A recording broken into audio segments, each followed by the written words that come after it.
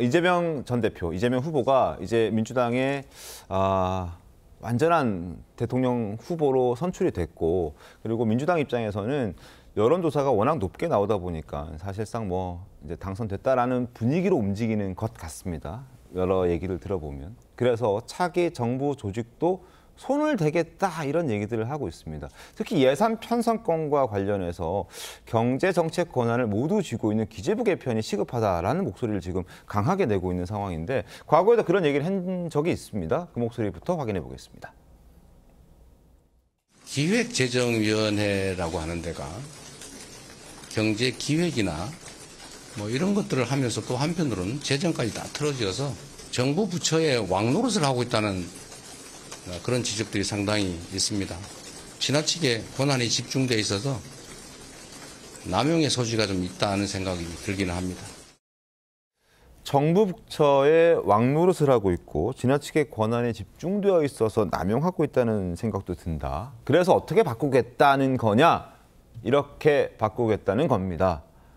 자, 조선일보에 실려있는 내용을 보여드리면 현행은 기획재정부로 딱 되어 있죠. 그런데 이제 기능을 갖고 있는 게 경제정책, 국제경제, 세제, 예산, 재정정책, 공공정책 뭐 이렇게 나눠져 있는데요. 이거를 이제 기획재정부를 재정경제부로 나누고 기획예산처로 나눠서 두 개 부처를 찢어 놓겠다는 겁니다. 그래서 중요한 건 지금 기획예산처, 예산을 주무를 수 있는 저 부처는 대통령실 아래로 두겠다라는 거죠. 그러니까 자신이 나중에 대통령이 되면 자신이 하고자 하는 어떤 정책이나 어떤 목표 이런 것들에 있어서 충분히 예산권에 방해받지 않고 자신이 알아서 충분히 돈을 갖다 쓰겠다. 뭐 이런 의도가 깔려 있다라는 지적들이 나오고 있습니다. 이게 삼권 분리 뭐 이런 거 문제되진 않습니까? 법적으로는 문제 없습니까, 윤기춘 변호사님? 법적으로 약간의 헌법에 위반될 소지는 있죠. 왜냐하면 그 예산을 짜는 것은 이제 정부가 하는데 문제는 뭐냐면 그 정부라는 개념에 물론 정부의 수장은 대통령이지만 그 정부 구성 자체는 정무직하고 직업공무원하고 또 이렇게 견제하도록 구성이 돼 있단 말이죠. 그렇죠.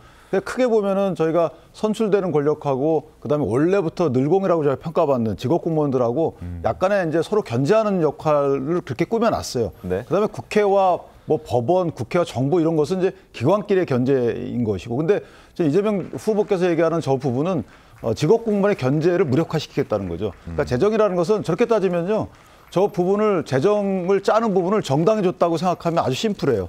그러니까 대통령이라는 것은 뭐 1호 당원이라 평가를 받지만 어쨌든 정당에서 배출한 대통령이기 때문에 대통령은 정당의 의견을 무시하기 어렵고, 그렇다면 정당에서 예산을 짜면 정당에서는 국민의 의를 의식할 수밖에 없고요. 그러면 포퓰리즘이 성행할 수밖에 없는 거죠. 자, 이것을 견제하는 게 예산을 그래서 내각에서 짜는 저 어떻게 보면 관행이 있었던 부분이고, 예산기획처가 뭐 재정경제부하고 이렇게 나눠진 적은 있지만 한 번도 그 국무총리 이후로 넘어간 적이 없어요.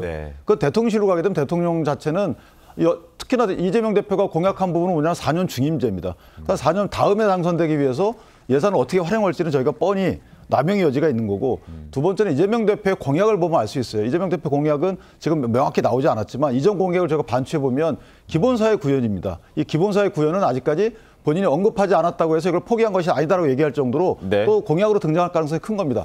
그럼 기본사회라는 것은 막대한 예산이 들어요.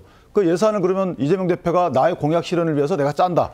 이때 기재부나 이 직업공무원들이 현실적으로 안 됩니다라고 반대할 수 있는 기회를 차단시킨다.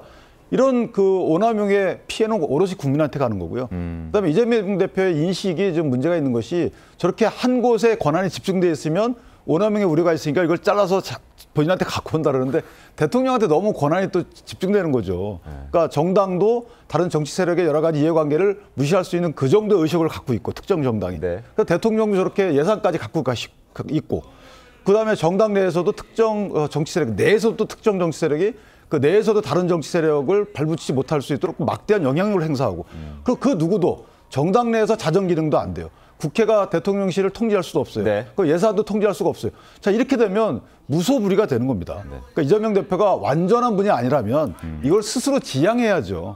나는 이렇게 누군가 권해도 이거는 나를 못 믿는다라고 하셔야 되는데 어떻게 본인을 그렇게 믿는지 모르겠습니다. 그러니까 제왕적 대통령이라고 해서 사실 개헌 얘기도 나오는 것이고 여러 가지 변화를 주자, 87 헌법 체제를 좀 벗어나자 이런 이야기도 나오고 있고 책임 총리제 하자 뭐 이런 여러 목소리들이 나오고 있는데 예산권까지 가져가게 되면 제왕적 대통령의 권한이 더 커지는 것 아니냐 뭐 이런 지적들이 뒤따를 수밖에 없고 실제로 어제 민주당이 또 지역화폐 예산 관련해서 1조를 단독으로 전체 회의까지 통과시켜 버린 적도 있어서 이 부분이 문제가 좀 될 것 같습니다.